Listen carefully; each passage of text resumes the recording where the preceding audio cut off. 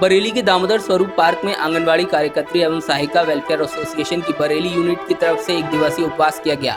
इस दौरान कहा गया कि पूरे देश में केवल उत्तर प्रदेश सरकार सबसे कम मानदेय दे रही थी और अब आंगनबाड़ी कर्मचारियों को बिना पेंशन जबरन रिटायर किया जा रहा है। एक तरफ देश भर में रिटायरमेंट बेनिफिट दिए जाते हैं तो सूबे की सरकार उनके साथ अन्याय कर रही है।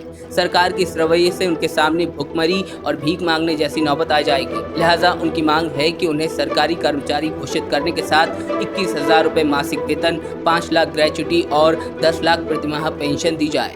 मेरा नाम मोमबत्ती गंगवार है और मैं आंगनबाड़ी कार्यकर्त्री सहायिका वेलफेयर एसोसिएशन की जिला अध्यक्ष हूँ। और सर ये हमारा आज का कार्यक्रम जो है 1 दिवसीय हमने ये 2 अक्टूबर की पूर्व संध्या पर रखा है। हमारी योजना की शुरुआत 2 अक्टूबर सन 1975 को हुई थी। ये महात्मा गांधी के जन्म दिवस के उपलक्ष्य में की गई थी उस समय, और हमारी आंगनबाड़ियों को लगाया गया था कुपोषण मुक्त भारत बनाने के लिए। उसमें जो हमारी बहनें 45 वर्ष से आज तक जो सेवा करती चली आ रही हैं, उनको सरकार बिना पेंशन दिए, बिना कोई एकमुश्त राशि दिए उनका रिटायरमेंट दे रही है। उनके समर्थन में हम 1 दिवसीय आज उपवास पे बैठे हैं और हम सरकार से ये मांग करते हैं कि कम से कम उनको एकमुश्त 5 लाख की धनराशि दी जाए और कम से कम 10,000 रुपये उनको पेंशन, मासिक पेंशन दी जाए।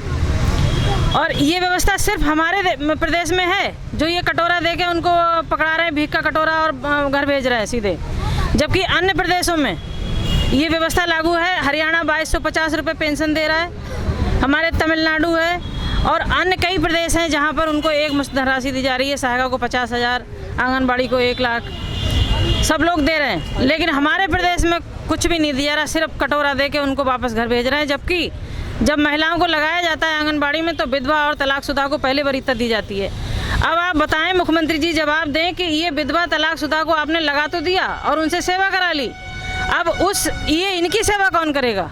आप भी इनको कुछ नहीं दोगे। किसी के पास तो बच्चे भी नहीं है, पति भी नहीं है, वो कैसे कहाँ जाएगी, क्या करेगी? वो तो उसका तो भीख मांगना पड़ेगा, तो बुढ़ापे में तो भीख भी नहीं मांग सकती। तो कम से कम इनको 65 वर्ष तक कार्य करने दिया जाए, उसके बाद एकमुश्त 5 लाख राशि दी जाए और 10,000 रुपये मासिक पेंशन दी जाए, जिसके इनका बुढ़ापा जो है अच्छी तरह से कट जाए।